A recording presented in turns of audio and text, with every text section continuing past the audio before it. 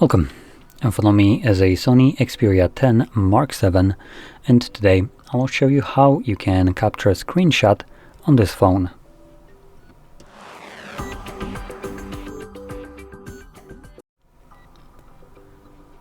So, to get started, you'll want to open up the content that you wish to capture, which for me will be home screen that is already open and visible on my screen.